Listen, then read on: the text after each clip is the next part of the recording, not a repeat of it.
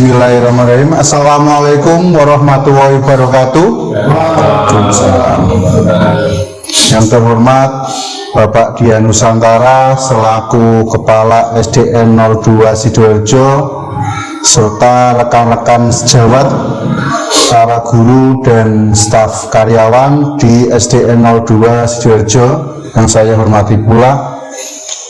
Perkenankan saya Kristiawan SPDSD CGP Angkatan 8 Kabupaten Pekalongan untuk menyampaikan diseminasi aksi nyata modul 1.4 berbagi pemahaman dan pengalaman penerapan budaya positif di lingkungan kelas dan sekolah. Diseminasi ini saya lakukan guna memenuhi tugas aksi nyata modul 1.4. Baik Bapak Ibu sekalian, langsung saja. Nanti diseminasi ini akan berjalan kurang lebih waktunya adalah 2 jam pelajaran. Diharapkan diseminasi ini dapat memberikan pemahaman dan pengalaman penerapan budaya positif di lingkungan kelas dan di lingkungan sekolah. Ya, selamat datang Bapak Ibu Guru SDN 02 Sidoarjo. Ya, mari belajar bersama, berkolaborasi, saling mendukung demi mewujudkan disiplin positif demi sekolah kita tercinta.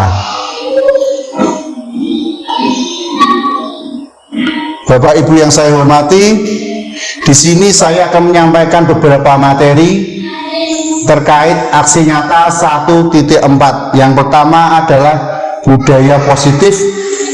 Latar belakang diseminasi ini, kenapa mengambil budaya positif? Karena suasana positif sangat mendukung dalam menciptakan pembelajaran yang kondusif.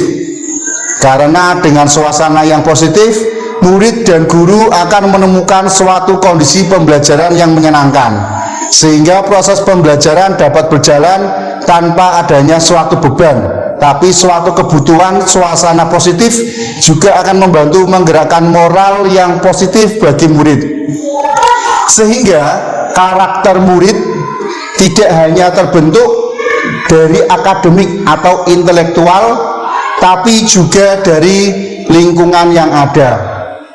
Mungkin Bapak Ibu bisa pahami untuk pembelajaran saat ini itu kita kurikulum tidak mengejar lagi yang namanya akademik saja.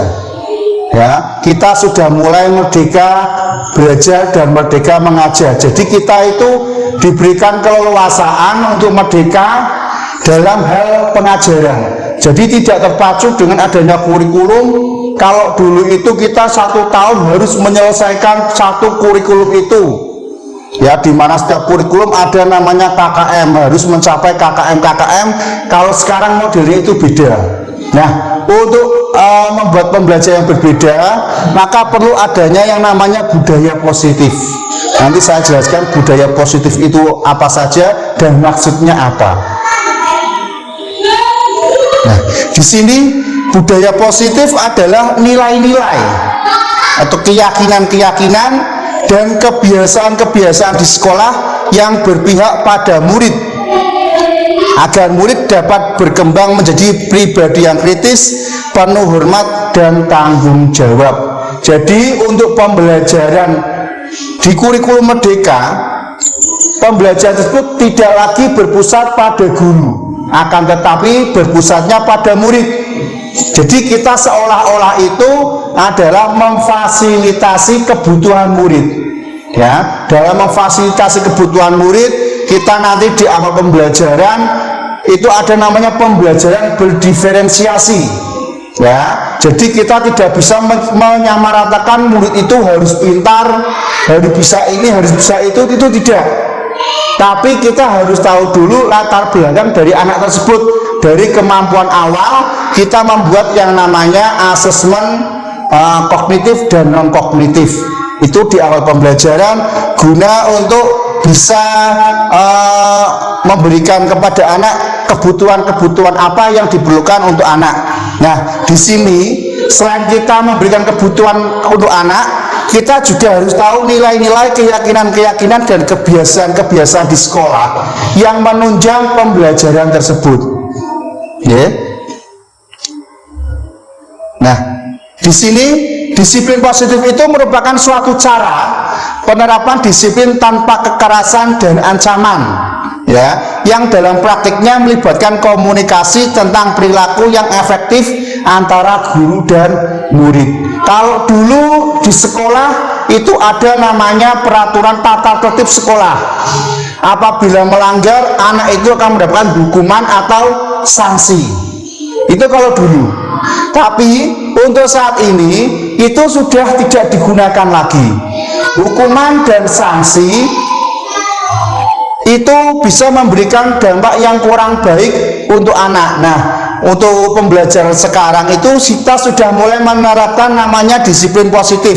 Jadi aturan-aturan yang diberikan kepada anak itu tidak ada namanya hukuman langsung. Misal anak melanggar ini disuruh push up atau keliling lapangan atau disuruh berdiri di depan kelas, itu sekarang sudah tidak digunakan lagi. Nanti kita mulai menggunakan penerapan pendekatan disiplin positif, jadi nanti kita melakukan komunikasi tentang perilaku antara guru dan murid. Jadi nanti kita berdiskusi dengan murid, kenapa dia melakukan seperti itu dan sebabnya apa. Nanti akan dipelajari di belakang. Nanti ada namanya segitiga restitusi. Nah, di sini sebagai pendidik tujuan kita adalah menciptakan anak-anak yang memiliki disiplin diri sehingga bisa berperilaku dengan mengacu pada nilai-nilai kebajikan, nilai-nilai kebajikan universal dan memiliki motivasi intrinsik, bukan ekstrinsik. Maksudnya apa? Jadi anak-anak apabila melakukan hal yang positif itu memang ada dari dirinya sendiri, muncul dari dirinya sendiri, bukan karena faktor dari luar. Misal adanya ancaman, anak berangkat pagi itu bukan karena ancaman, kamu kalau berangkatnya siang atau terlambat akan mendapat hukuman, itu tidak, tapi mulai dari dirinya sendiri. Oh, saya harus bisa berangkat pagi. Mereka itu melaksanakan disiplin tapi tanpa paksaan, melainkan dari dalam dirinya sendiri. Itu dari murid, begitu juga untuk gurunya sendiri.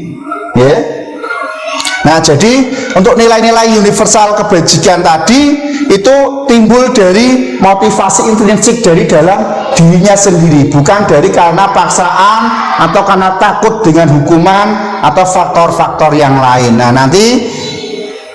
Jadi disiplin positif merupakan salah satu cara penerapan disiplin yang bertujuan untuk menumbuhkan kesadaran serta memberdayakan murid untuk melakukan sesuatu tanpa sogokan, ancaman maupun hukuman. Jadi mereka melakukan disiplin ini tanpa adanya sogokan atau iming-iming. Kalau dulu kita memberikan anak yang bisa menjawab dikasih iming-iming, itu nanti juga ada efeknya pada anak.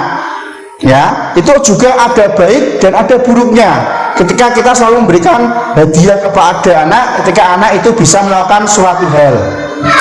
Dan ancaman, tadi kan ada tata tertib, ada sanksinya. Ketika anak tersebut itu melanggar peraturan, akan diberikan hukuman, itu termasuk ancaman dan maupun hukuman.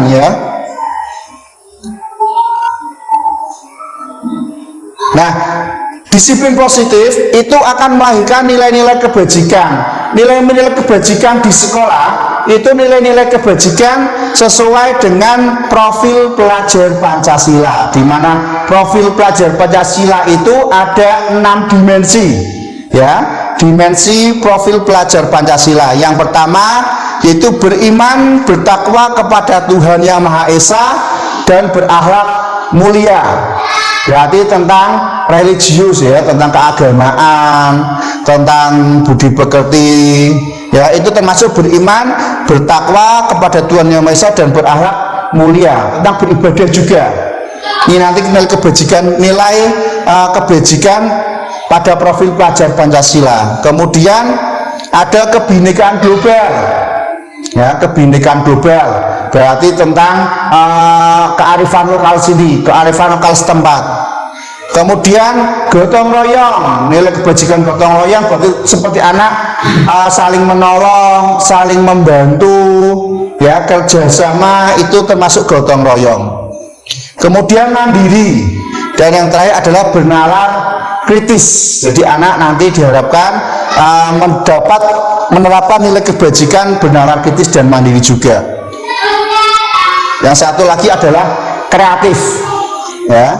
Jadi dalam keenam dimensi ini harus senantiasa kita terapkan kepada anak nilai-nilai kebajikannya. Jadi anak sekarang ini dicetaknya itu berkarakternya adalah profil pelajar Pancasila, ya, 6 dimensi ini, ya. Dimensi beriman, bertakwa kepada Tuhan Yang Maha Esa dan berakhlak mulia, kebinekaan global, bergotong royong, mandiri, bernalar kritis, dan kreatif.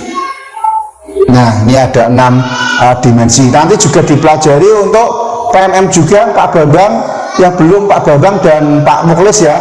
Nanti juga akan dipelajari, diperdalam lagi mengenai dimensi-dimensi profil pelajar Pancasila. Tanggal berapa Pak Dian? Agustus awal. Ya, nanti akan dipelajari juga Pak Bambang. Ini mungkin sebagai awalan dulu, mungkin serempat-serempat sedikit itu masih bisa. Nah, mungkin kita bisa merefleksikan kasus-kasus ini yang biasa terjadi di sekolah kita atau di lingkungan kita. Ini ada beberapa refleksi, mungkin kita bisa diskusikan bersama. Nah, di sini sebagai seorang pendidik, ya, ini yang pertama adalah tentang diri kita sendiri. Saat Anda perlu hadir di suatu pelatihan atau BIMTEK, motivasi apakah yang mendasari tindakan Anda? Ya, ketika kita masuk ke BIMTEK itu ada 3 motivasi.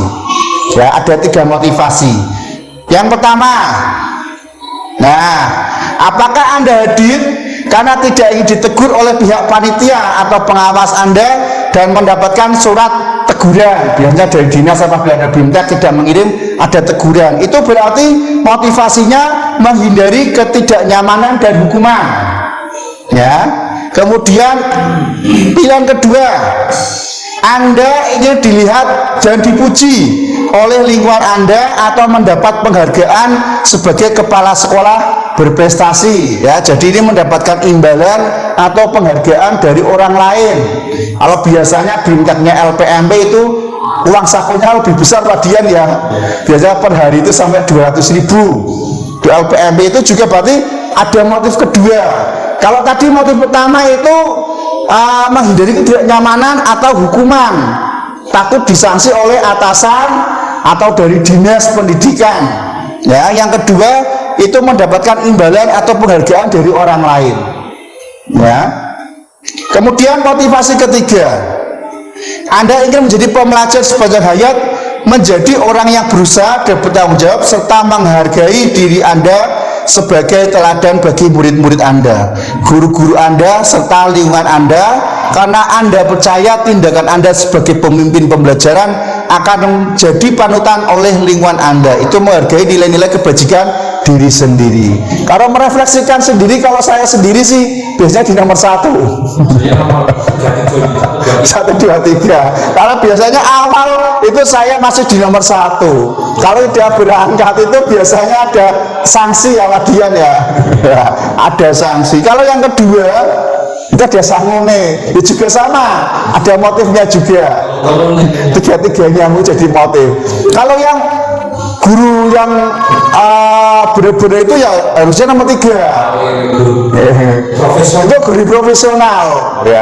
Tapi saya sendiri belum sampai sini. Saya minta 1 dan 2, belum sampai taraf sini. Kalau ini benar-benar pengen jadi guru beneran, guru survei, benar-benar tuh makninah kalau ini. Kemudian, kalau ini agak sensitif. Refleksi kedua agak sensitif ini Bapak Ibu, agak sensitif. Tapi harus disampaikan. Nah, bila di sekolah Anda tidak ada aturan yang memberikan surat teguran bagi karyawan yang sering datang terlambat, atau tidak ada atasan yang memberikan Anda penghargaan menjadi karyawan terbaik karena sering tepat waktu, apakah Anda akan tetap datang tepat waktu untuk mengajar murid-murid Anda? Nah itu mungkin mungkin hal ini tidak hanya di sini saja, bisa juga di daerah lain. Mohon maaf Radian, ini data mereka, jadi ketika sampaikan untuk refleksi kita bersama ya, mungkin ini sering terjadi. Nah harapan kami setelah ada diseminasi kita bisa memperbaiki diri. Masalah refleksi kedua ini Bapak Ibu ya, bila di sekolah Anda tidak ada aturan yang memberikan surat teguran bagi karyawan ya, mungkin sama di sini juga tidak ada peraturan tertulisnya.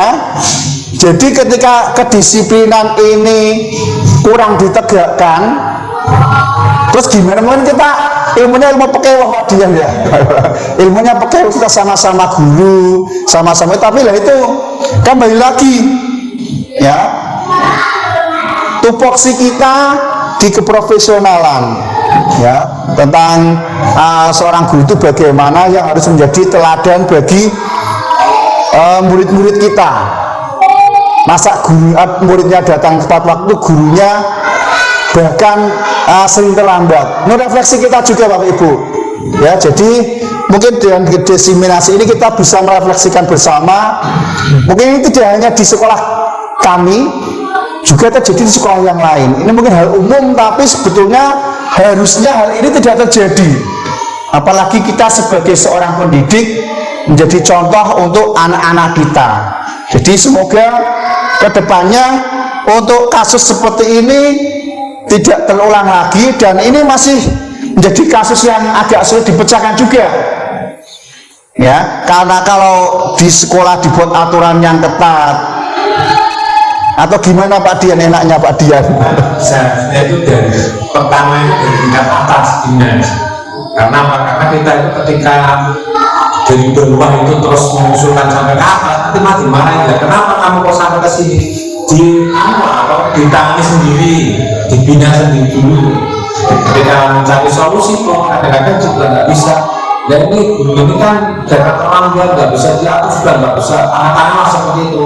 Ketika dinas suruh istilahnya memposisikan untuk menghukum lah, istilahnya untuk memberi tindakan atas guru yang memang tidak bisa diatur lagi di sekolah, itu kan tidak bisa juga dikembalikan lagi. Jadi kita juga semangatnya materi kita sampai dan istilahnya dia disiplin di atasan, tapi atasan kembalikan lagi ke sini orangnya. Jadi seperti blunder ya dia ya. Nah itu misalnya dinas itu kalau berani bertindak tegas, kita berani. Contohnya kalau dinas memberikan istilahnya apa ya, hukuman, nanti kalau ini nggak benar atau terlambat beberapa kali, lo sudah diposisikan di kantor, ya kita berani loh.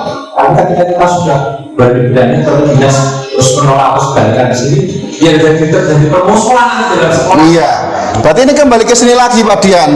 Nah, ketika kita kembalikan ke motivasi tadi, berarti hampir sama dengan ini.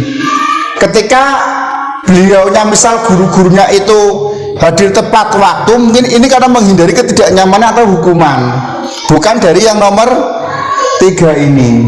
Nah, inilah dilema kita juga.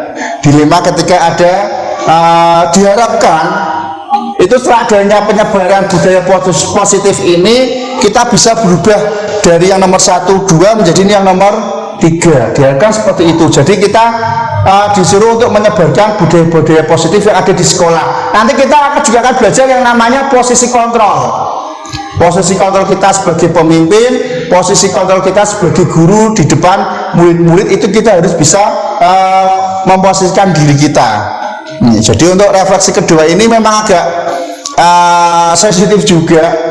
Itu mungkin banyak terjadi tidak hanya di sini, di bawah juga banyak seperti ini. Karena apa? Kesadaran mereka itu kesadaran bukan dari intrinsiknya mereka, tapi dari ekstrinsik. Ekstrinsik pun masih dilanggar, apalagi intrinsiknya. Jadi kesadaran diri dari pribadi sendiri itu belum bisa keluar. Itu bisa menyebabkan kasus yang seperti ini. Dan korbannya mungkin bisa korbannya itu ke arahnya negatif. Yang tadinya berangkatnya disiplin, karena ada faktor X yang negatif, mungkin bisa membandingkan yang negatif saja.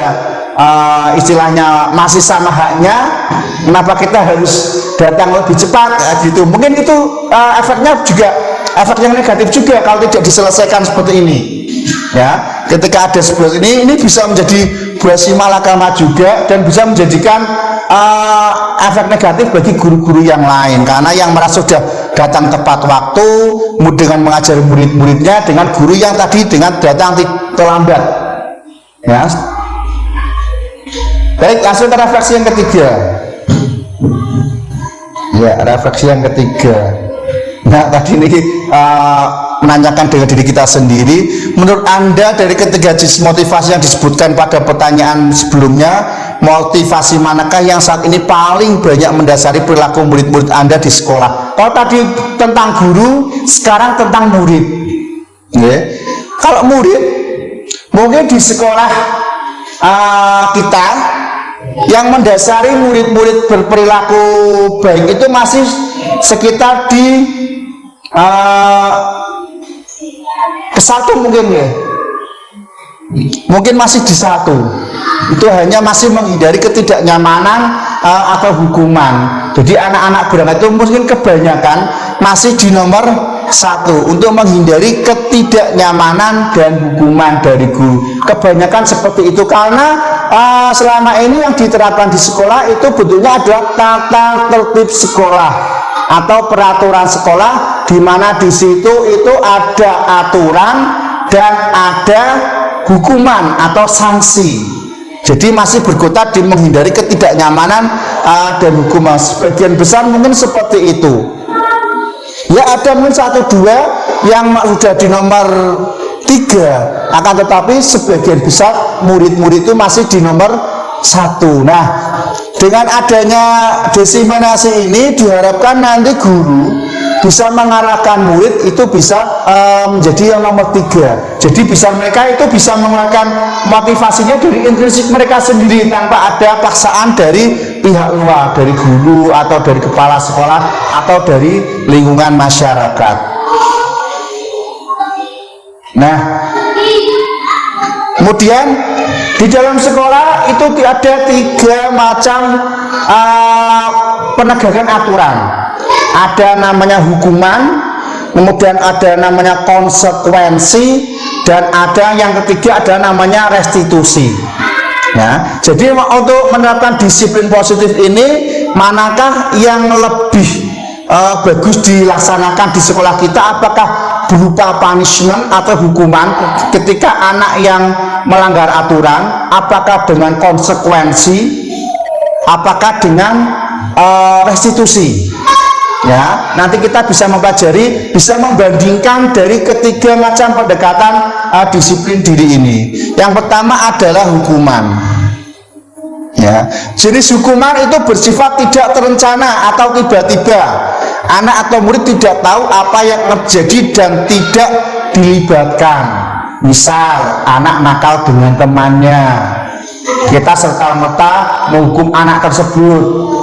Kemudian anak di kelas itu membuat gaduh, kita spontan saja memberikan hukuman kepada anak ya. Itu terjadi tidak terencana ya, dan tiba-tiba. Itu adalah sifat dari hukuman. Nah, hukuman ini bersifat satu arah. Kita tidak memandang anak itu mau pembelaan apa, yang penting anak itu salah ya pokoknya dihukum ya, tanpa kita mencari tahu penyebab anak itu melakukan hal tersebut ya. Dari pihak guru yang memberikan dan murid hanya menerima hukuman saja tanpa melalui suatu kesepakatan. Pokoknya kamu salah, ibarat kamu salah ya tak berikan hukuman ya, tapi kita tidak mencari tahu dulu kenapa murid tersebut melakukan tindakan itu ya. Itu hukuman ya.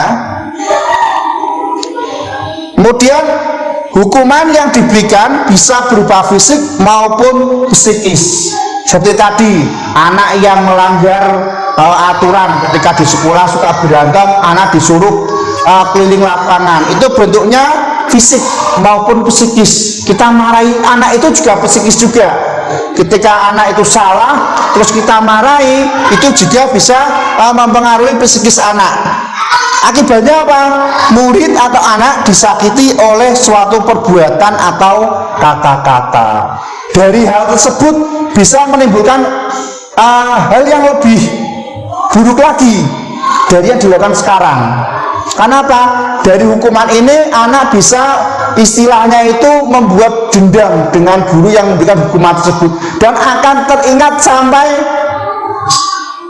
anak-anak itu dewasa. Itu karena hukuman. Karena hukuman itu hanya satu arah. Kita tidak tahu anak itu motifnya apa melakukan perbuatan tersebut atau melakukan tindakan tersebut.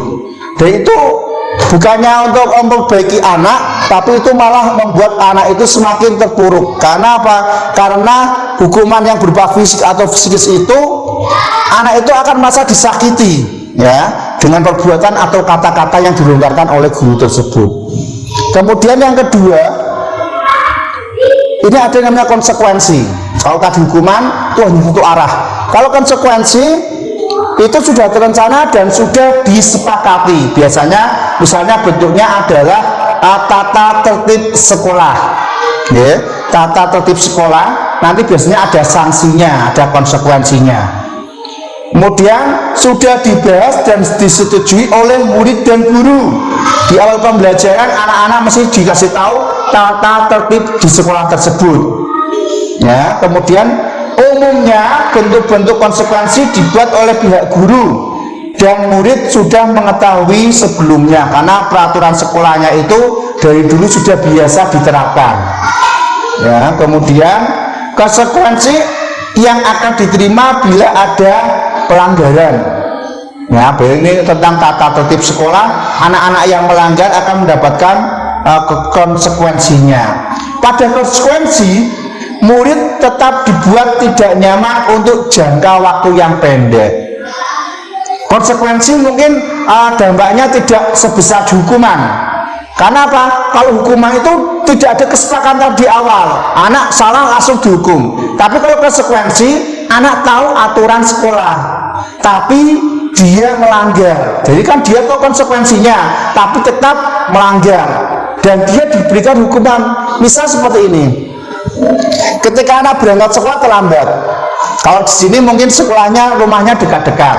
Kayak rumahnya jauh, kita tahu bel masuk itu jam 7.15. Ketika anak itu datang pukul 7.20 atau setengah 8 lah, karena rumahnya jauh, kebetulan bannya bocor. Nah, anak itu tahu saya akan terlambat dan saya akan mendapatkan konsekuensi dari guru. Itu anak tahu, karena itu ada aturannya. Tapi kan guru menegakkan ini tidak ingin tahu apa alasannya. Yang penting anak itu melanggar aturan, ya anak harus dihukum, harus mendapatkan konsekuensi. Nah, ini juga konsekuensi ada dampaknya bagi murid. Murid tetap dibuat tidak nyaman. Karena apa? Tidak ada komunikasi antara guru dan murid. Pokoknya kamu terlambat ya terlambat. Tidak mau tahu kamu terlambat ya terlambat. Itu aturan harus ditegakkan. Ya, itu adalah jenis-jenis model konsekuensi. Nah, di sini coba kita akan mencoba membedakan mana yang hukuman dan mana yang konsekuensi. Coba Bapak Ibu, di sini ada kasus mencatat 100 kali di buku kalimat "saya tidak akan terlambat lagi karena terlambat ke sekolah". Ini maksudnya apa Bapak Ibu? Hukuman apa konsekuensi? Yaitu hukuman. Mencatat 100 kali. Tidak tertulis dalam konsepnya. Tidak tertulis. Coba Pak ya. Nah, ini konsekuensi Pak. Karena dia ulangi ya. Karena dia itu karena melanggar aturan. Kembalinya nggak ada ya. Yes. Kali ini lari mengelilingi lapangan basket 2 kali kalau terlambat hadir di sekolah. Ini bentuknya fisik ya, fisik lari mengelilingi lapangan itu biasanya adalah hukuman. Nah, ini hukuman. Membersihkan coretan yang dibuatnya di meja tulis. Konsekuensi kata sini, konsekuensi. Murid diminta untuk push up 15 kali karena tidak menggunakan masker ke sekolah. Ini bentuknya fisik ini. Biasanya ini adalah hukuman. Ini jadi agak sama ya antara hukuman dan sanksi atau konsekuensi. Menggantikan kertas tugas teman yang telah dicoret-coret. Ini kan anak harus bertanggung jawab ya.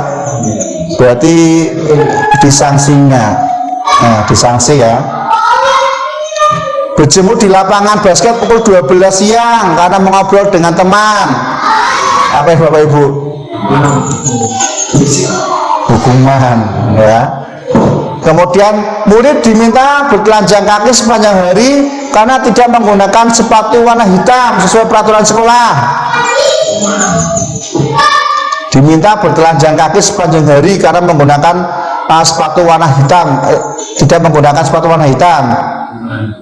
Hukuman ya. Berdiri di kelas sambil mengangkat satu kaki karena tidak bisa menjawab pertanyaan. Bapak Ibu, hukuman ya.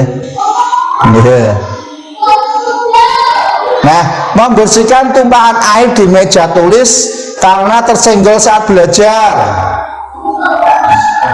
Ini maksudnya konsekuensi ya. Nah, kehilangan 10 menit jam istirahat untuk mengerjakan tugas karena terlambat datang dan tertinggal pelajaran selama 10 menit. Ini konsekuensi masuknya ya. Duduk di bangku di pinggir lapangan pada jam istirahat tidak diizinkan bermain oleh guru piket karena mencederai teman saat bermain di lapangan. Ini hukuman atau konsekuensi Bapak Ibu? Duduk di bangku di pinggir lapangan saat jam istirahat tidak diizinkan bermain oleh guru piket karena mencederai teman. Hukuman. Ya coba dia hukuman. Nah, konsekuensi Pak. Karena dia melakukan sesuatu dengan temannya, dia mendapatkan konsekuensinya itu. Terlambat hadir di pembelajaran daring 15 menit dan diminta untuk tinggal 15 menit sesudah kelas usai dan membahas ketinggalan pembelajaran. Ini konsekuensi ya. Ya, konsekuensinya. Lari mengelilingi lapangan basket. Oh, tadi sama ya, ini hukuman ya. Loh, beda. Karena terlambat 10 menit untuk pelajaran PJOK.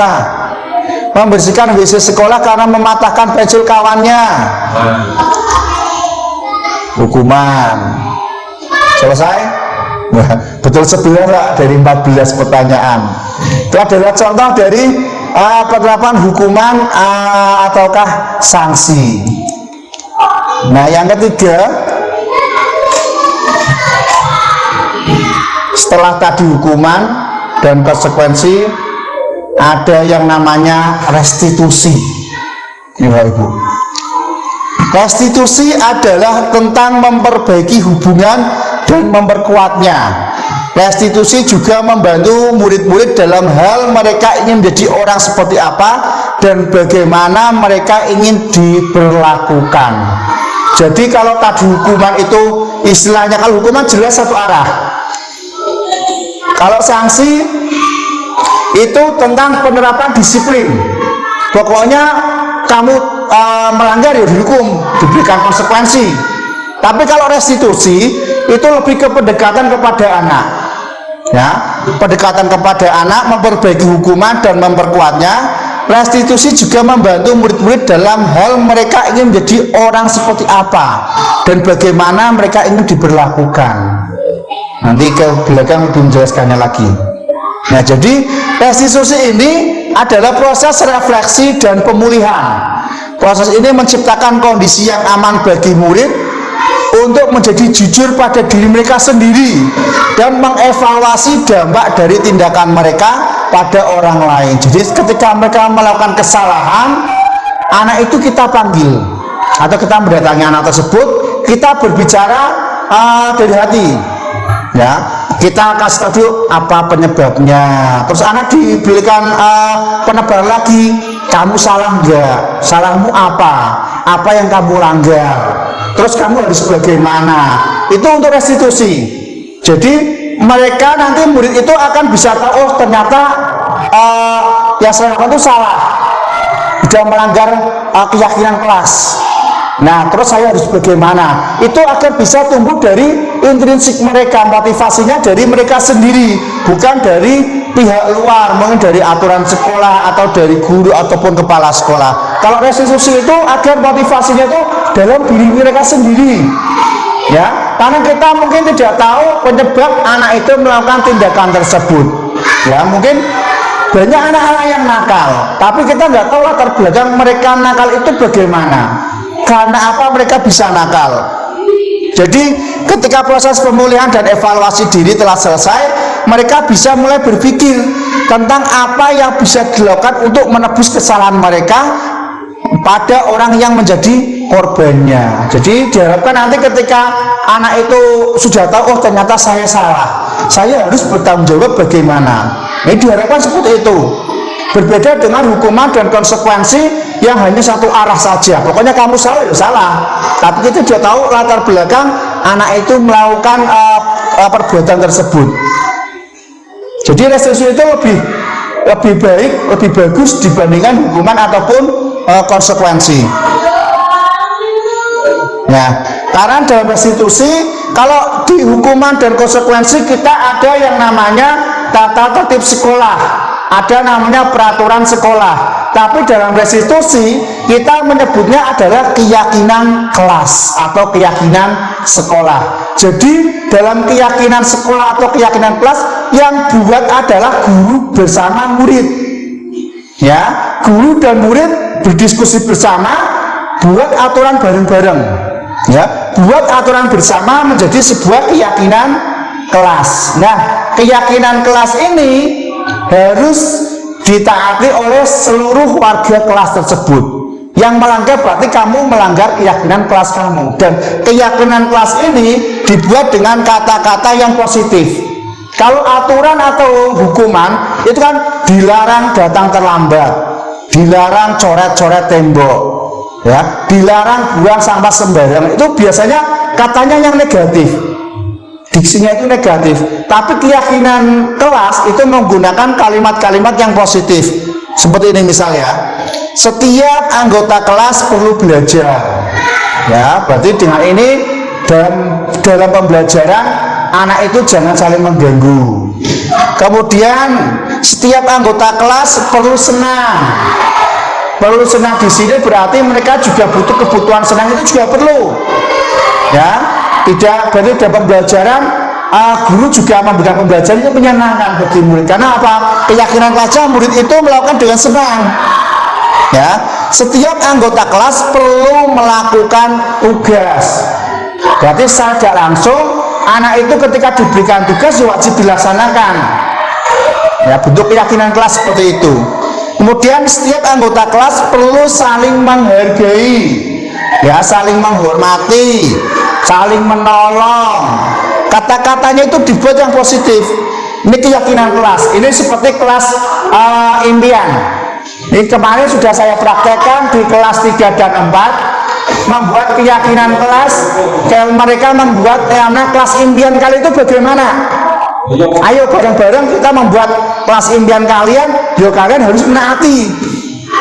Misal saling tolong menolong, ya, saling menghormati. Ya, kamu harus tidak boleh membuli temannya, tidak boleh nakali temannya, saling menghormati, orang kena ngece. Itu berarti keyakinan kelas kalian. Kalau kalian ingin membuat sebuah kelas impian, buat sekarang yang namanya keyakinan kelas. Kemudian setiap anggota perlu merasa aman, contohnya seperti itu. Berarti otomatis kelasnya itu harus tertib, harus rajin, tidak semrawut. Mereka itu merasa aman, ya. tidak ada yang berkelahi, tidak ada yang saling mengolok atau yang membuli, karena mereka merasa di kelasnya itu harus aman. Ya, kita harus butuh keyakinan kelas seperti ini. Kalau dulu dilarang buang sampah sembarangan, mungkin keyakinan kelas kita, kelas saya bersih, dibuat seperti itu dengan kata-kata yang positif. Jadi dengan adanya impian kami kelas saya bersih, otomatis anak-anak jangan buang sampah di sembarang tempat. Bentuknya keyakinan kelas. Ketika anak itu melanggar keyakinan kelas, bisa kita berbicara dengan anak tersebut. Kamu melakukan apa? Keyakinan kelas apa yang kamu langgar? Nah, kalau setelah kamu melanggar, bagaimana bentuk pertanggungjawaban kamu? Apa yang akan kamu lakukan ke depannya? Dengan pendekatan-pendekatan seperti itu. Nanti kita akan bahas juga tentang segitiga restitusi, ya, mengenai cara penerapan segitiga restitusi. Contoh yang lain di sini mengenai hormat. Kami meyakini bahwa sangat penting untuk menghormati semua orang dan barang milik orang lain. Itu keyakinan kelas contoh. Kemudian bekerja, kami meyakini bahwa sangat penting untuk mengerjakan segala pekerjaan atau mengikuti kegiatan yang telah ditugaskan. Ini contoh-contoh dari keyakinan kelas. Diterima dan dimiliki.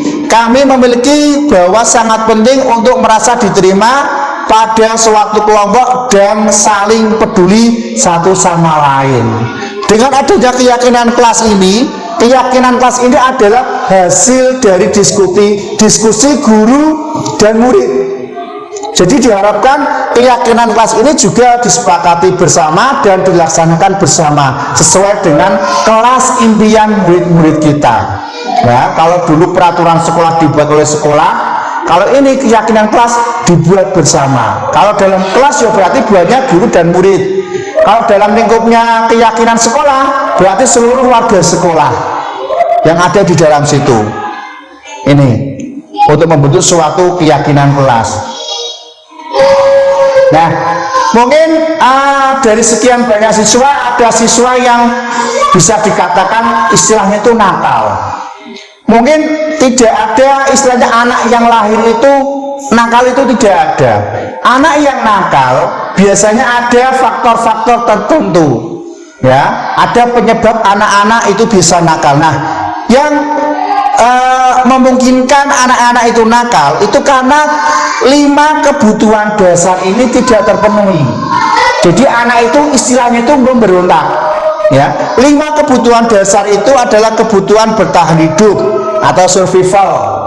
Kemudian kebutuhan kasih sayang dan rasa diterima. Ketika anak itu di rumah tidak mendapatkan kasih sayang, itu biasanya anak juga akan menjadi anak yang nakal. Tidak diterima di lingkungan, sering dibully, itu bisa membuatkan rasa dendam kepada anak, kepada orang lain. Itu juga bisa membuat anak menjadi nakal. Kemudian kebutuhan penguasaan atau power. Penguasaan atau power di sini adalah tentang prestasi. Ketika tadi anak harus lulus KKM, harus lewati KKM, bagaimana caranya? Anak harus pintar, harus ini, harus itu. Nah, ketika penguasaan ini tidak diperoleh anak juga bisa membangkang juga. Anak bisa keluar dari jalurnya tiba-tiba karena saya tidak mampu tapi dipaksa, anak akan melakukan perlawanan. Jadi ada banyak hal yang membuat karakter murid-murid kita mungkin berbeda dengan teman yang lain. Kemudian kebebasan atau freedom. Di sini kebutuhan anak juga salah satunya adalah kebebasan. Anak itu sekarang pembelajaran modelnya tidak terpaku dengan hanya guru saja, tapi kolaborasi antara guru dan murid, dan lebih menekankan pada berpusatnya pada murid. Ya, berpusatnya pada murid. Kebutuhan murid itu apa? Kita yang memfasilitasi. Kita cari tahu anak-anak itu kemampuan awalnya bagaimana, dan itu kita fasilitasi. Kemudian kebutuhan yang kelima adalah tentang kesenangan. Ya, jadi diharapkan di sekelas itu anak itu dapat mendapatkan pelajaran dengan rasa senang, rasa gembira. tidak dengan tekanan, tidak dengan pressure yang sangat besar kepada anak. Anak itu bisa bergembira. Nah, bagaimana caranya? Itu adalah tugas kita. Bagaimana membuat pembelajaran bergembira bagi anak, dan anak itu senang, tidak merasa tertekan. Ini adalah 5 kebutuhan dasar ini harus terpenuhi semua oleh manusia sebelumnya ya. Nah, di sini ada penerapannya di anak. Ya, kebutuhan bertahan hidup, kasih sayang dan rasa diterima, penguasaan, kebebasan, dan kesenangan. Itu juga kebutuhan dasar manusia. Semua manusia, tidak hanya anak, tapi juga guru dan lingkungan. Nah, di sini dengan adanya 5 kebutuhan dasar tadi, kita sebagai guru atau sebagai pemimpin harus tahu posisi kontrol kita. Ya, kita harus tahu posisi kontrol kita. Di mana posisi kontrol kita? Itu ada 5 posisi kontrol. Yang pertama sebagai penghukum. Ya, kita sebagai penghukum. Yang kedua, pembuat rasa bersalah. Yang ketiga, kita sebagai teman bagi murid. Yang keempat, kita hanya sebagai pemantau saja. Dan yang kelima, kita sebagai manajer. Nanti kita akan coba bedah satu persatu dan posisi mana yang terbaik yang harus kita terapkan kepada murid. Ya, coba yang pertama sebagai posisi penghukum. Seorang penghukum bisa menggunakan hukuman fisik maupun verbal. Selain fisik juga dengan kata-kata. Orang-orang yang menjalankan posisi penghukum senantiasa mengatakan bahwa sekolah memerlukan sistem atau alat yang dapat lebih menekan murid-murid lebih dalam lagi. Jadi guru-guru yang menerapkan posisi penghukum akan berkata, patuhi aturan saya, biasanya dengan kata-kata yang keras atau awas ya, kamu selalu saja salah. Dia itu selalu menghukum anak, selalu menggadik anak itu salah, selalu, pasti selalu yang terakhir selesai. Misal anak menulisnya terakhir ya, selalu, pasti selalu yang terakhir selesai. Atau ini, karena kamu tidak mengerjakan tugas, tulis kalimat ini 100 kali. Ini tipe-tipe ke guru seperti ini biasanya gurunya itu sering memberikan hukuman kepada murid. Ya, hasilnya dari posisi kontrol ini kepada murid apa? Kemungkinan murid marah dan mendendam atau bersifat agresif. Ya, bisa jadi mereka lebih berontak. Ketika anak itu kebebasannya atau kasih sayangnya tidak mendapatkan, dia diberikan hukuman terus, anak itu akan mendendam dan bersifatnya mungkin lebih agresif karena anak itu sifatnya adalah pemberontak. Ya, bisa jadi mereka malah memberontak dengan adanya penerapan guru sebagai penghukum. Nah, mungkin ini posisi ini adalah posisi yang paling jelek dibanding posisi yang lain. Karena guru hanya bisanya menghukum saja, dan hukumannya biasanya bersifat fisik. Jadi anak kelak itu akan terlalu dendam dengan guru tersebut. Kemudian posisi yang kedua, posisi kontrol pembuat merasa bersalah. Pada posisi ini biasanya guru akan bersuara lebih lembut. Membuat rasa bersalah akan menggunakan keheningan yang membuat orang lain merasa tidak nyaman. Ya, bersalah atau rendah diri. Kata-kata yang keluar dengan lembut akan seperti ini. Misal, ibu sangat kecewa sekali dengan kamu. Seolah-olah ibu itu membuat anak itu menjadi bersalah. Nah, berapa kali bapak harus memberitahu kamu ya? Gimana coba kalau orang tua kamu tahu kamu berbuat seperti ini? Jadi seolah-olah itu mungkin kata-katanya tidak kasar, tapi bagi anak itu merasa bersalah. Ya, jadi anak itu menjadi merasa bersalah. Dari posisi kontrol pembuat rasa bersalah ini hasilnya apa bagi murid? Murid akan merasa bersalah. Ya, bersalah telah mengecewakan ibu atau bapak gurunya. Murid akan merasa menjadi orang yang gagal dan tidak sanggup membahagiakan orang lain. Kadangkala sikap seperti ini lebih berbahaya dari sikap menghukum karena emosi akan tertanam rapat di dalam. Murid menahan perasaan. Bagi anak yang jiwanya itu anaknya lemah, ketika diberikan rasa bersalah seperti ini, mungkin anak ini menjadi down. Bahkan ada anak yang sampai murung tidak mau keluar rumah itu bisa, karena mereka merasa saya itu bersalah, saya sudah bersalah. Bagi yang mentalnya nggak kuat, dengan membuat rasa bersalah ini, itu bisa mungkin lebih parah dari guru penghukum tadi, ya, karena mereka tertanam banget dalam jiwanya, aku salah, aku tidak berguna. Itu seperti itu, ya. Itu posisi kontrol yang kedua. Kemudian posisi kontrol yang ketiga, pada posisi ini tidak akan menyakiti murid. Kita tidak memberikan hukuman, tidak memberikan kata-kata yang menyakiti anak, namun akan tetap berupaya mengontrol murid melalui persuasi. Jadi kita mendekati dengan murid, misalnya gitu, kita guru sebagai temannya murid kita.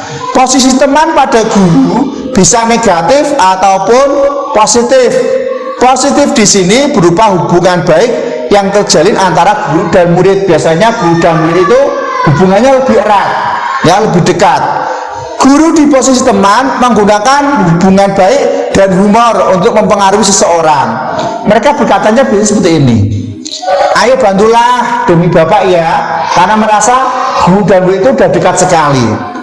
Ayo ingat tidak bantuan bapak selama ini. Atau yang ketiga, ya sudah, kali ini tidak apa-apa, nanti ibu bantu bereskan. Jadi seolah-olah kita memposisikan diri kita sebagai teman. Jadi anak itu lebih dekat dengan kita. Dengan mungkin kita merasa anak dekat dengan kita ngomong dengan anak itu lebih enak. Itu kita posisi dengan teman. Namun hasil dari posisi kontrol sebagai teman ada positif dan negatifnya, ya. Positifnya apa? Murid akan merasa senang dan akrab dengan guru. Tapi ini termasuk dampak yang positif. Hanya saja di sisi negatifnya, murid menjadi tergantung pada guru tersebut. Nah, dekat dengan satu guru itu, ya pokoknya tergantung dengan guru tersebut. Bila ada masalah, dia merasa bisa mengandalkan guru tersebut untuk membantunya. Akibat lain dari posisi teman tadi, ya, hanya akan berbuat sesuatu bila yang menyuruh adalah guru tersebut, dan belum tentu berlaku yang sama dengan guru yang lain. Istilahnya anuke mengaruh guru itu karena dia merasa dia teman CS dengan guru tersebut. Itu dampak negatifnya. Tapi ada juga dampak positifnya. Jadi murid itu akan merasa senang dan akrab dengan guru. Itu dampak positifnya. Negatifnya, anak akan selalu tergantung dengan guru tersebut. Ketika dia naik kelas ganti dengan guru yang lain, mungkin tidak sama dan akan istilahnya kacok karena tidak mendapatkan guru yang sama. Kemudian sebagai pemantau, memantau berarti mengawasi. Pada saat kita mengawasi, kita bertanggung jawab atas perilaku orang-orang yang kita awasi. Posisi pemantau berdasarkan pada peraturan-peraturan dan konsekuensi. Dengan menggunakan sanksi, konsekuensi kita dapat memisahkan hubungan pribadi dengan murid. Sebagai seorang yang menjalankan posisi pemantau, pertanyaan yang diajukan seorang pemantau, misal gini: kalian tahu peraturannya apa? Atau apa yang telah kamu lakukan? Atau ketiga, sanksi atau konsekuensi apa? Jadi pemantau itu kita seolah-olah seperti guru BK. Kita selalu mencari kesalahan anak-anak, ya. Kalau ada yang jadi salah, langsung kita dipantau seperti seorang jaksa atau seorang hakim. Itu sebagai pemantau. Hasilnya apa? Murid memahami konsekuensi yang harus dijalankan. Memang bagus. Dengan pemantau ini selalu memberikan, ini loh aturannya, ini loh aturannya ini. Berarti anak itu akan sudah tahu apa yang harus dijalankan dan konsekuensinya apabila melanggar satu peraturan sekolah. Murid dibuat tidak nyaman, guru tidak menunjuk suatu emosi yang berlebihan menjadi marah atau membuat merasa berbuat salah. Murid tetap dibuat tidak nyaman, yaitu sebagai harus tinggal kelas pada waktu jam istirahat dan mengerjakan tugas bagi yang belum mengerjakan tugas. Dan posisi yang terakhir adalah posisi idaman bagi murid. Posisi idaman bagi murid adalah posisi kontrol sebagai manajer, ya. Jadi posisi terakhir sebagai manajer adalah posisi di mana guru berbuat sesuatu bersama dengan murid, mempersilahkan murid mempertanggungjawabkan perilakunya, mendukung murid agar dapat menemukan solusi atas permasalahannya sendiri. Jadi seorang manajer telah memiliki keterampilan posisi teman maupun pemantau. Posisi manajer harus bisa sebagai teman, harus bisa sebagai pemantau. Nah, dengan demikian bisa jadi waktu-waktu tertentu kembali pada kedua posisi tersebut bila diperlukan. Nah, di manajer, murid diajak untuk menganalisis kebutuhan dirinya maupun kebutuhan orang lain.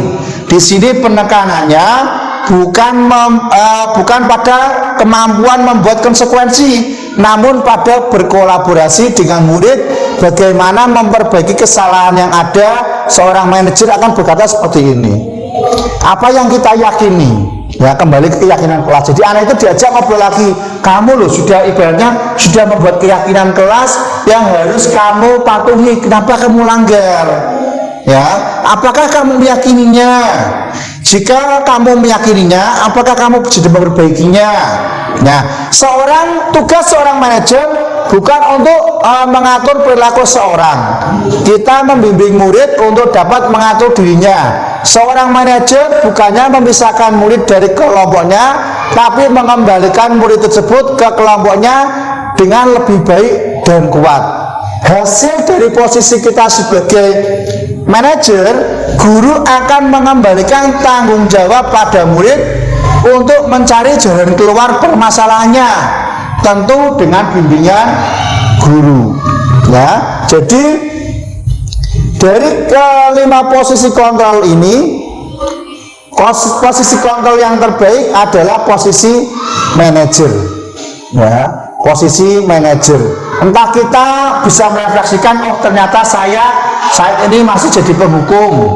Kalau nggak penghukum, masih pembuat rasa bersalah, atau hanya baru sampai sekedar teman, atau hanya pemantau saja.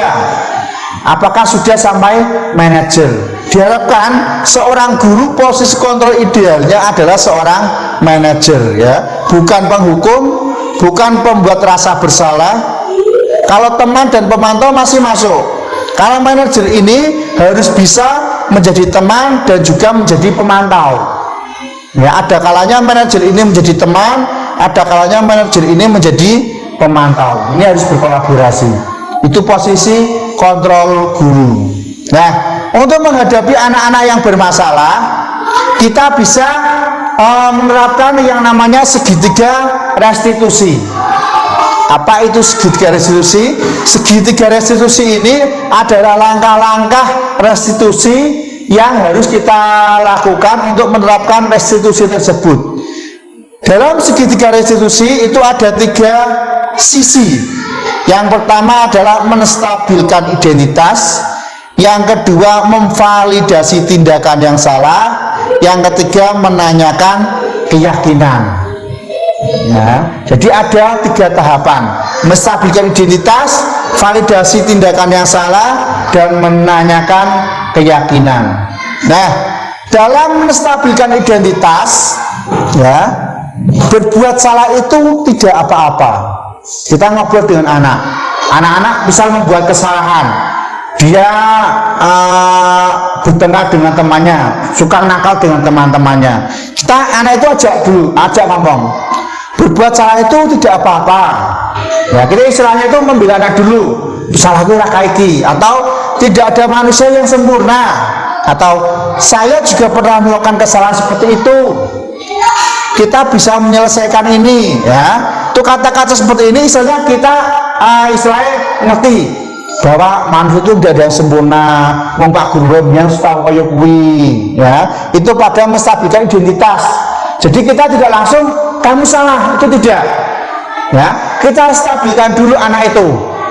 Kita istilahnya itu menenangkan dulu dengan kata-kata yang baik. Misal itu tadi, berbuat salah itu tidak apa-apa, atau tidak ada manusia yang sempurna. Itu kita stabilkan dulu. Jangan langsung kita kasih punishment kepada anak, kamu itu salah. Itu jangan. Stabilkan dulu biar anak itu emosinya itu terkontrol dulu, ya, agar emosi anak terkontrol. Tidak langsung kita memberikan kamu itu salah. Ya, jadi setelah anak itu stabil, ya, stabil dulu. Nah, kita baru menggunakan validasi tindakan yang salah. Kalau validate the misbehavior. Dengan kata-kata seperti apa? Padahal kamu bisa melakukan yang lebih buruk lagi dari ini. Atau kamu pasti punya alasan mengapa melakukan hal itu. Misalnya dia nakal dengan temannya. Kita tanyakan dulu, kamu itu enggak manusia itu nggak ada yang sempurna. Kita juga pernah melakukan kesalahan. Pak Guru juga seperti itu. Validasinya ya. Kemudian validasi tindakannya apa? Kamu pasti punya alasan mengapa melakukan hal itu. Ya, tanyakan dulu alasan anak itu apa melakukan tindakan tersebut. Ya, jadi kita validasi dulu alasannya apa. Kita nggak tahu anak itu berantem kenapa. Mungkin dia merasa dihina. Mungkin dia merasa dibully, kemudian dia membalas dan lain sebagainya. Kita cari dulu validasi tindakan yang salah. Karena berarti anak biar cerita dulu, dia melakukan hal itu karena apa, penyebabnya apa. Kita validasi dulu. Nah, ketika anak itu sudah menjelaskan semua tindakannya itu, penyebabnya itu apa, baru kita menanyakan keyakinan kelas atau seek the belief.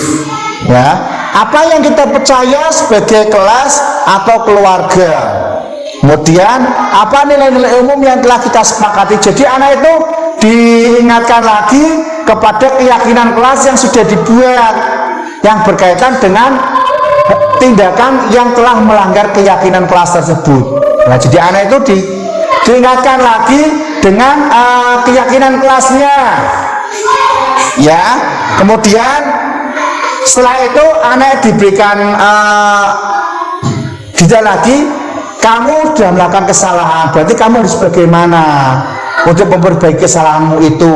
Ya, jadi anak ditanyakan keyakinan kelas, kemudian diarahkan, kamu sudah tahu kamu itu salah. Terus untuk sebagai pertanggungjawaban kamu itu harus bagaimana? Ya, kamu mau jadi orang yang seperti apa? Itu menanyakan keyakinan kelasnya.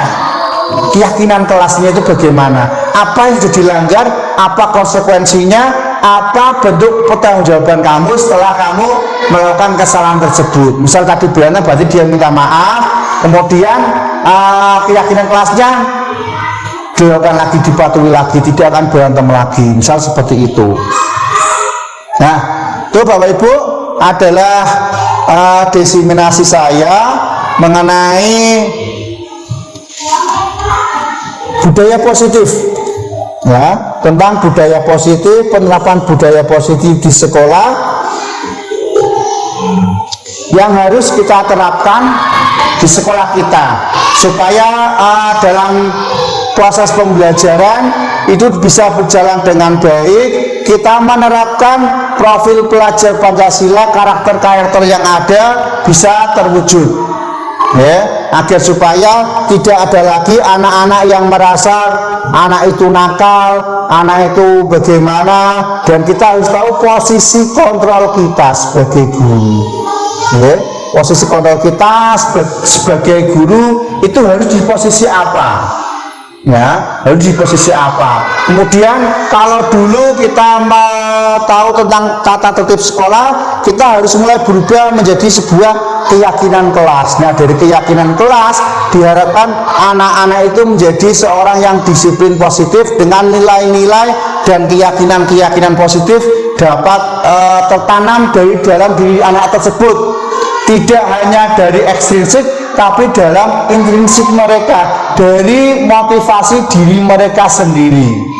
Ya, itu berbagi pemahaman dan pengalaman penerapan budaya positif di lingkungan kelas dan di sekolah. Saya Kristiawan SPDSD CGP Angkatan 8 Kabupaten Pekalongan. Kurang lebihnya saya mohon maaf. Saya akhiri. Assalamualaikum warahmatullahi wabarakatuh. Ya, terima kasih atas perhatiannya dan meluangkan waktu untuk diseminasi saya. Assalamualaikum warahmatullahi wabarakatuh. Waalaikumsalam wabarakatuh. Selamat pagi anak-anak. Pagi. Gimana kabarnya? Baik hari ini? Baik. Sehat? Semangat. Oke. Baik, anak-anak, hari ini adalah hari pertama kali kita memasuki tahun ajaran baru. Ya, dan di kelas baru bagi kalian. Nah, pada tahun ajaran 2023-2024.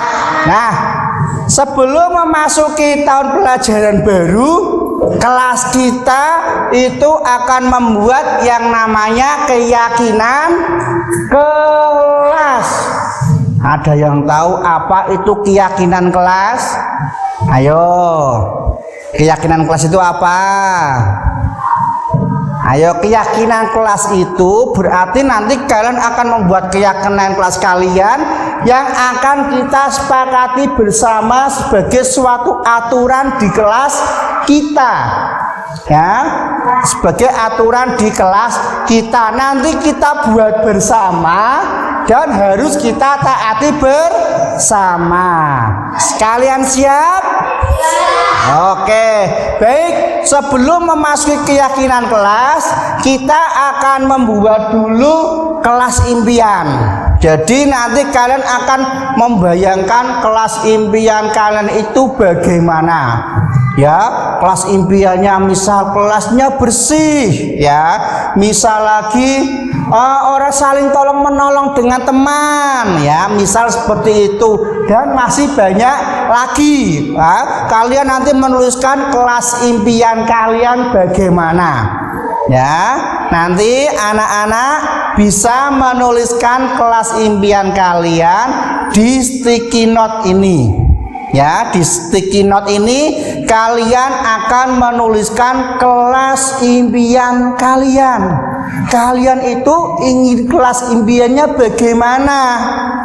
Ya, kelas idaman kalian nanti selama 1 tahun ini kelas impian yang kalian idam-idamkan itu bagaimana? Nah, nanti akan dibentuk keyakinan kelas.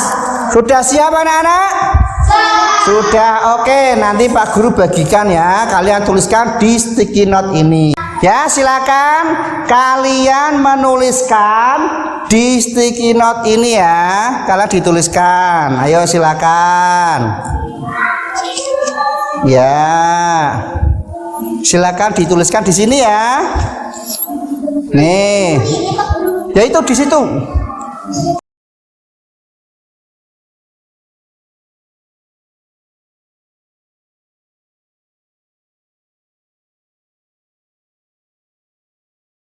Iya, waktunya 5 menit tadi ya. Oke, silakan ditulis. Ya, waktunya sudah selesai.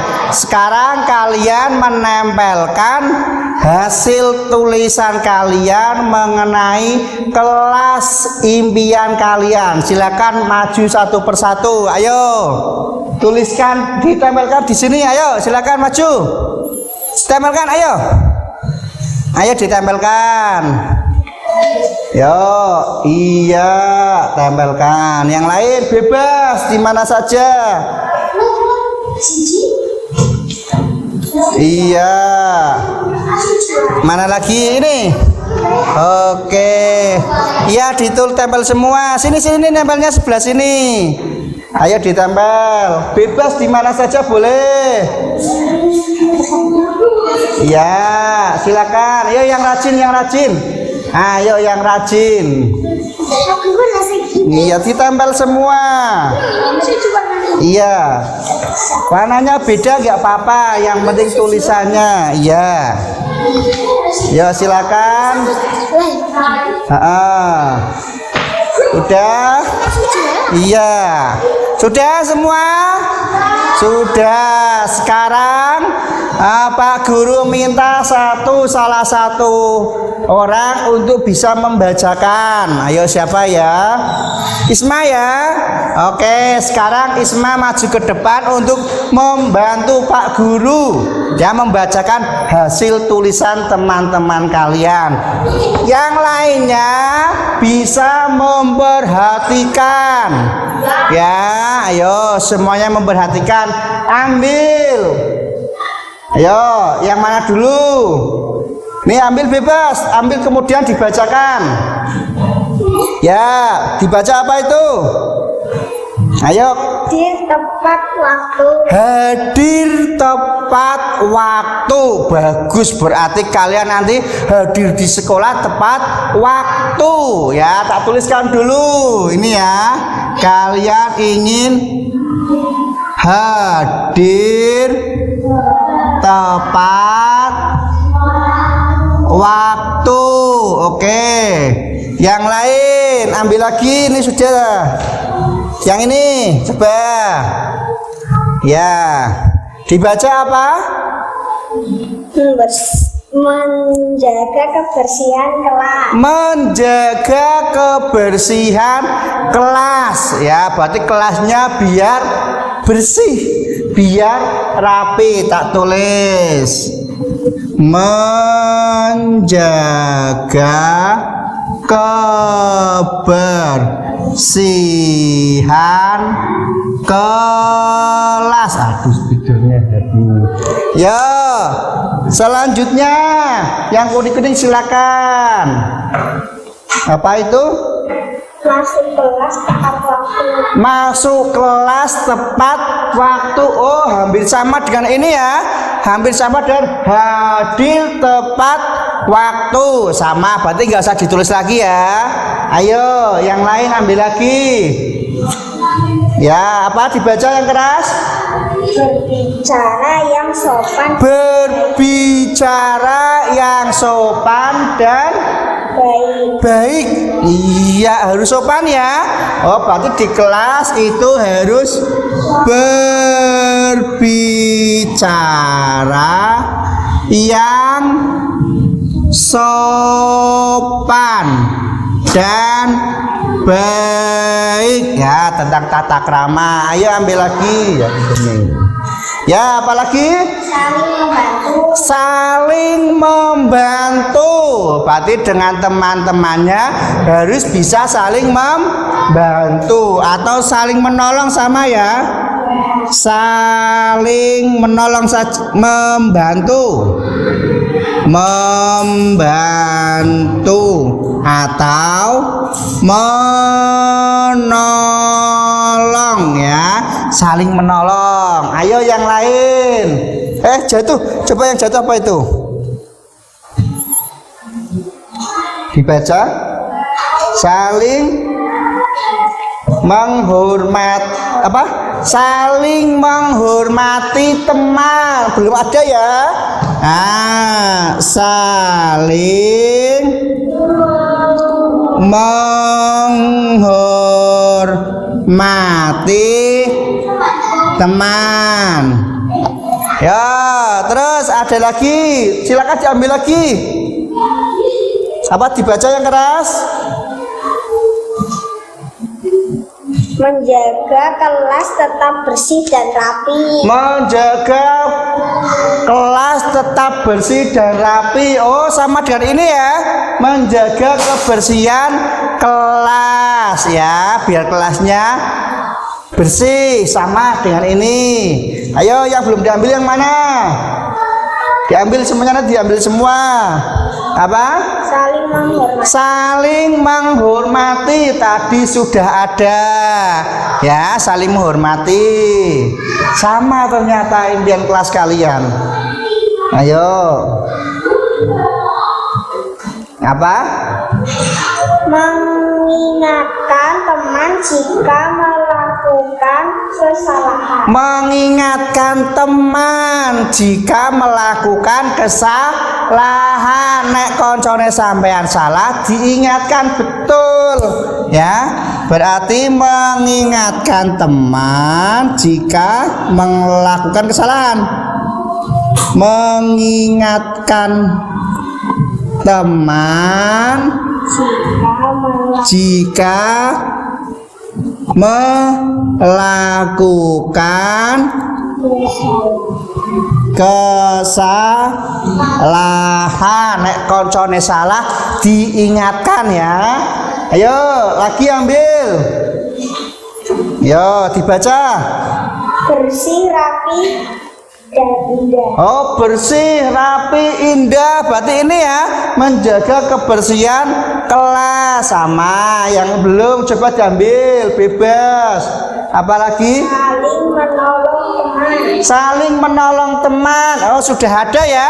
Saling membantu atau menolong. Ayo, yang lain ambil lagi. Apa? Saling Menolong teman, saling menolong teman sudah ada. Yo, yang belum apa lagi? Kelas kita bersih. Oh, sudah ada menjaga kebersihan ya. Terakhir. Ayo.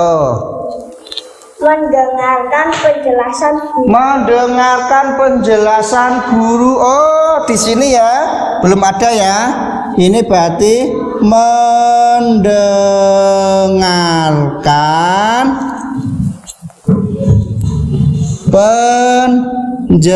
penjelasan guru. Ya, sudah semua ya? Sudah semua. Oke, ya silakan. Terima kasih Isma ya sudah membantu Pak Guru untuk membacakan hasil kelas impian kalian. Nah, berarti kalian itu kelas 3 dan 4 inginnya semuanya ini adalah kelas impian kalian. Nah, untuk mewujudkan kelas impian ya, maka bisa dibuat keyakinan kelas. Sampean yakin ini semua bisa terwujud ya, ini semua bisa terwujud ya. Tadi ayo kita bahas satu persatu keyakinan kelas kalian.